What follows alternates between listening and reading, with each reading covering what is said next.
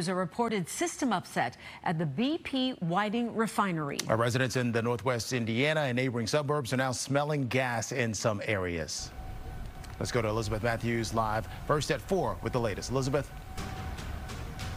Yeah, Terrence and Sylvia, a BP employee tells us this is all thanks to a power disruption that happened somewhere in the plant. Still no word on what caused that power disruption. This happened around noon. I don't know if you can hear this behind me, but there's warning sirens that have been going off since the time when this happened. A resident in the area told us that this happens when there's anything that happens out of the ordinary here near the BP refinery here in Whiting, Indiana. But let's take you right now.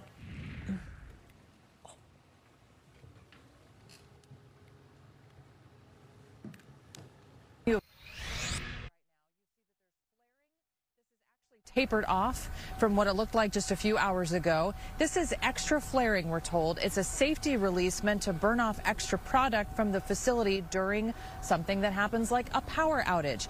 Now let's show you what employees were doing when this was happening. Most of them evacuated to a nearby park, Emco Park, waited there for hours. We're told there were 500 to 1,000 employees rushed out of the building. Only essential workers stayed behind. Roads were also shut down in the area, specifically Indianapolis Boulevard around 129th. The BP Director of Health and Safety and Environment tells us what happened this afternoon. When the safety systems kick in, they go to a safe state.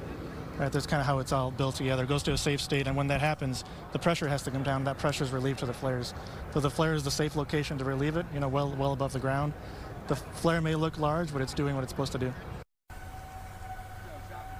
Take a look at this. This is what it looked like right after that power disruption. These pictures taken by some loyal Fox 32 viewers. One resident says with all the fire and black smoke in the sky, it was a little nerve-wracking at the time, but things have seemed to calm down now.